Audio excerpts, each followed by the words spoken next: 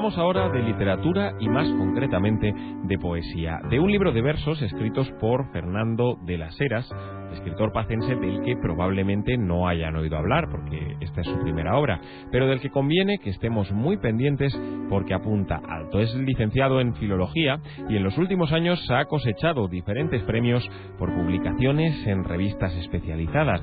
A la suma de reconocimientos se añade este libro, que es el producto de una beca a la creación literaria, beca que le fue concedida en 2008 y que ha dado como lugar esta obra. Se titula, como decimos, Cerca del origen, y al parecer es una reflexión muy amplia sobre la literatura y sobre la relación de las palabras con aquello que describen, las personas, los animales, las cosas, en definitiva, con el universo. Tenemos ya en línea a Fernando de las Heras y le saludamos en el tiempo de aplauso y telón. Fernando, muy buenas tardes. Buenas tardes, Pablo. Cerca del origen es un título sugerente, que es para lo que están los títulos, para hacer que apetezca leer los libros. ¿A qué origen podría referirse tu obra? Pues en un principio sería el origen, en un principio, digamos, temáticamente sería el origen, el universo sería, ¿no? Pero una vez que fui avanzando en el libro, encontré que la palabra es el verdadero origen de todo, ¿no? La que dice lo que las cosas son, y a ella nos remitimos cuando queremos acercarnos a la realidad más inmediata, ¿no? Entonces, según fui avanzando en el libro, me di cuenta que cerca del origen se refiere a ese momento de fundación, ¿no? Del mundo, ¿no? Que naturalmente tiene relación con el espacio que habitamos, ¿no? Son 50 páginas de versos en los que reflexionas sobre, bueno, todo girando en torno a ese tema del origen, pero hay otros temas muy variados que están integrados: el olvido, el tiempo, la memoria, la herencia o el vértigo. Temas muy abiertos y también muy abstractos. ¿Cómo utilizas el lenguaje para concretar estas cuestiones en tus poemas? Pues mira, en un primer momento, ya sabes que cuando uno escribe entra la tradición literaria, ¿no? Y eso significa observar y medir el paso de otros que han dicho cosas mejor que tú, casi siempre, ¿no? El caso de Ángel Valente como un referente fue fundamental a la hora de entender un lenguaje que pudiese acercarse a ese modo de decir las cosas. En ese caso, pues un lenguaje que medía con la mayor exactitud lo que se quería decir. Y a su vez hay otros poemas que, digamos, eran justamente lo contrario. Era utilizar el verso de una forma, digamos, en la que yo pudiese moldearlo y modificarlo hasta crear una realidad que fuese justamente la que yo quisiese, ¿no? No decir la realidad que había, sino inventármela, ¿no? Y por eso hay otros elementos en el libro que aparecen como la imaginación, la creación literaria, que forman parte de este juego, de ese juego que se crea en el libro, ¿no? Estamos hablando siempre de conceptos propios de un espacio mental. Sin embargo, los creadores, ese espacio mental, muchas veces lo proyectan directamente o otras veces lo proyectan a través de descripciones de la realidad. ¿Hay alguna vez que tú introduzcas cuestiones de la realidad externa, más mundana, para desarrollar esos conceptos, o simplemente te centras en cómo se manifiestan en tu interior? No. Justamente lo que me interesa es, y ese es el ejercicio difícil de conseguir siempre, ¿no? Ir de la idea, digamos, que las ideas son abstracciones, ¿no? No existen en tanto que no son físicas, y materializarlas, ¿no? Y en ese sentido el ejercicio mío fue justamente el que comentas, ¿no? Focalizar y centralizarlo en lugares concretos. Por ejemplo, un lugar físico puede ser la propia luz, la luz que nos acompaña diariamente, ¿no? Hay un viaje en el libro que es la de la luz propiamente, la de esa oscuridad inicial, la que todo comienza, y la luz inicial de la mañana cuando nos levantamos y es un día más en el que tenemos que ser personas y funcionar, ¿no? Pero hay lugares físicos, hay poemas que hacen referencia a la ciudad, lugares que hacen referencia a personas concretas, a personajes históricos, y normalmente el yo, ¿no? Que nosotros que os está hablando ahora mismo, ¿no? O sea, el Fernando que está ahí representado y que juega con sus espacios personales, ¿no? Pues puede ser perfectamente, ¿qué te digo? No sé, lugares físicos, la casa, ¿no? Por ejemplo, ¿no? Como un lugar también recurrente en el libro. En fin, hay versos que cuando se leen se ven que no son, digamos, imágenes abstractas que uno no puede ni entender ni sentirse atraídos por ellas porque las entiende, porque las comprende, sobre todo porque son espacios comunes en el que todos vivimos, ¿no? Sobre esto que comentabas del yo, quería preguntarte, porque a veces hay, bueno, creadores alegres y optimistas que hacen obras terriblemente oscuras, y otras veces es al revés. A veces aquellos que nos alegran la vida tienen un comportamiento menos agradable. O sea, que no hay una relación necesaria y directa entre lo que pueda ser la obra y la experiencia de conocer a la persona. Esas contradicciones se dan a veces de manera, bueno, quizá compensatoria, pero se dan. Quien lea este libro puede hacerse una idea de la persona que se encuentra detrás de los poemas. ¿Sabes qué pasa, Pablo? Siempre es difícil. En filología se distingue mucho lo que acabas de decir, porque naturalmente la persona y el creador son dos personas donde no tienen por qué ser la misma persona. Ni se le exige eso, ni tiene que ser algo necesario, ¿no? Se agradece naturalmente que una persona que escribe defienda su vida de igual forma que defienda los poemas, ¿no? Eso sería lo idóneo. Este libro fue escrito hace 6 años. Yo tenía entonces 26 años.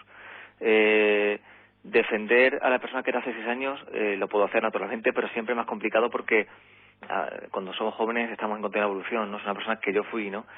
Pero naturalmente sí. En el libro, ¿qué se entiende? Pues se entiende a un chaval inquieto y con esa preocupación y con esa fascinación de observar el cielo y de observar las palabras y ese espacio que creamos con la imaginación, que cuando uno es joven pues te inunda, ¿no? Y te sobrepasa muchas veces, ¿no? Y realmente la persona, ¿cuál sería? Pues la del Fernando adolescente y ya digamos joven, de los 26 de ese momento, que mira el cielo y mira el atardecer e intenta crear un vínculo con las palabras, digamos, con ese espacio que tenemos en nuestro día a día, ¿no?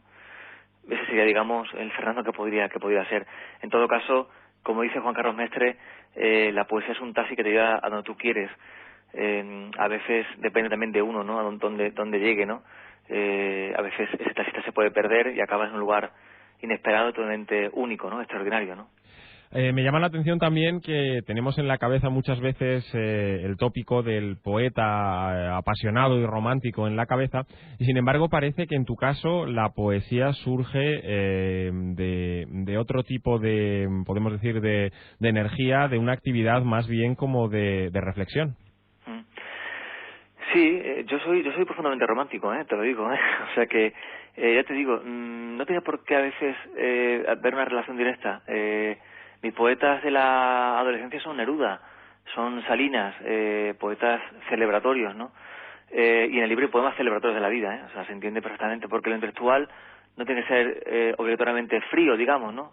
Sino, ¿me entiendes lo que te quiero decir, no? O sea, Sí, sí.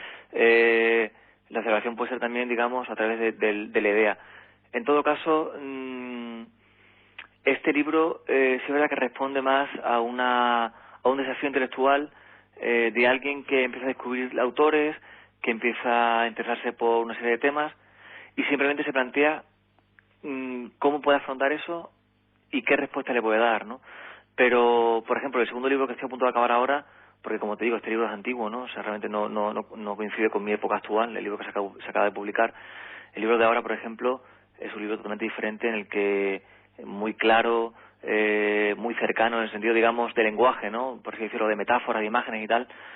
Entonces, yo te digo, no tiene por qué ser que yo sea una persona fría o romántica y mi obra sea siempre así. Creo que es un acto de creación continua en la que a veces te sientes de una forma, a veces te sientes otra, a veces hay autores que te interesan, otros temas concretos que en ese momento te interesan y tal, ¿no? Que me parece mucho más interesante, porque una cosa lineal sería demasiado aburrido, ¿no? Pero en todo caso, de verdad es que creo que el libro, y así me lo hacen saber las personas que lo están leyendo ya, ¿no? Hay poemas, no sé si habrá oportunidad de leer alguno, pero poemas totalmente cercanos, ¿no? Nada fríos, a pesar de tener ideas detrás que sustentan el verso, ¿no? Quería precisamente pedirte si, bueno, para concretar todo esto de lo que estamos hablando y que los oyentes se puedan hacer una idea de lo que ofrece el libro, si podíamos contar con que nos leyeras un poema. Fantástico, Pablo, como no, sería un placer para mí. Aquí está, mira. Por ejemplo, este, ¿vale? Un día igual a otro. Tal vez llegará el día en el que los memorables triunfos literarios se los lleve el agua y sean los libros gastados líquen para las piedras. El día en el que no sabremos nombrar nada de lo que exista entre nosotros y debamos esperar pacientes el deslumbramiento de las primeras palabras.